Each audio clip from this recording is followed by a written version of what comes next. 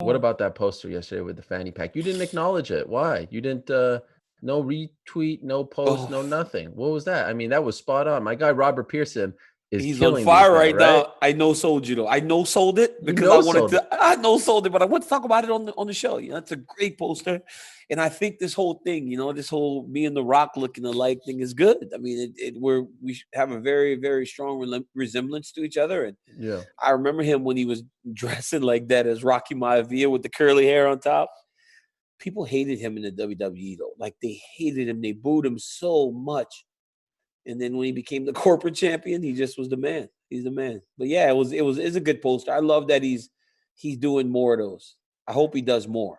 By the way, our friend Dwayne Johnson, aka The Rock, who gave us a shout out last week, celebrated his birthday this weekend. Yeah. You watch him on Instagram Live. I can listen to that guy sit there with his tiny.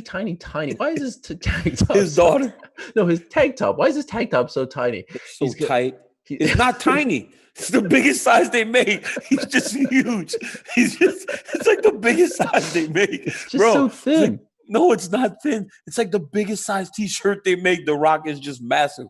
So it's like it's a size 4X, and The Rock's chest and his pecs are so huge it makes the shirt look small.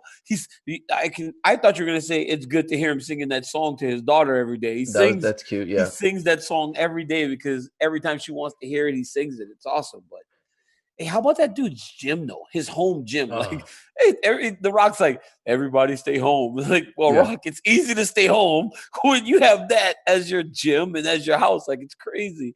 He's got like a tennis court back there and all this stuff. Everything. He sits there and he's like, you know, he's selling his I don't know what it is, some kind of alcohol, but it's just so mesmerizing. Like I could literally sit there and watch this guy stir that drink with those massive pecs, those massive arms, and I don't know what it is about it, but I find myself 30 minutes in, he's just like, "Hi Brazil, hi Canada," and I'm like, "This is incredible." He's the most electrifying man. He's the most electrifying man in all of entertainment. Before it was sports and entertainment, now it's all of entertainment. The most electrifying man. You can watch it. I mean, I haven't watched his Instagram stories. Look, The Rock, man, is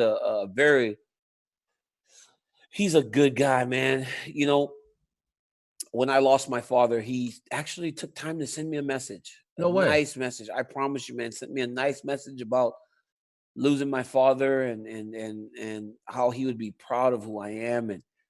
And then when he lost his father, I sent him a message, and then he responded to me, and we spoke, and he's just a really, really nice person, you know, and to see him have that level of success it's very gratifying, and to know that, you know, good things can happen to good people. And he seems to be a good guy, you know, loves his family.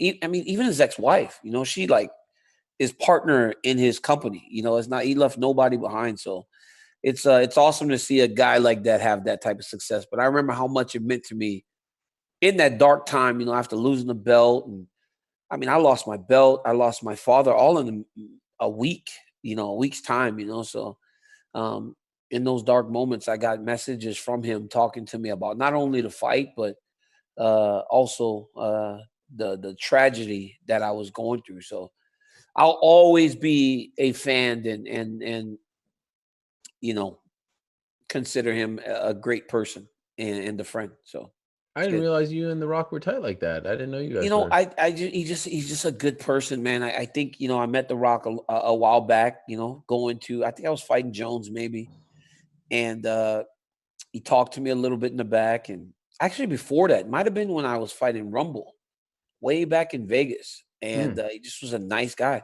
I was so starstruck by The Rock, right? Because I'm a big wrestling guy. So I remember him from the start from Rocky Maivia to the Nation of Domination, which I still believe is probably his greatest version of The Rock. Tremendous. To the corporate champion, to the people's champion, to, you know, Moana. And I've been a fan of the guy for so long that when he spoke to me and knew who I was and congratulated me on becoming a champion, and then to stay so like aware of what was going on, meant a ton to me. And then for all that though, for all the admiration or whatever you call it for that he showed me, those to reach out in that dark time meant more to me than anything else. Though all the pats on the back, that's good. When a person's truly down and you take your time, especially we weren't in quarantine, right? He had no time. The guy is constantly busy. For him to even take that moment to send me condolences and messages in that time meant the world to me.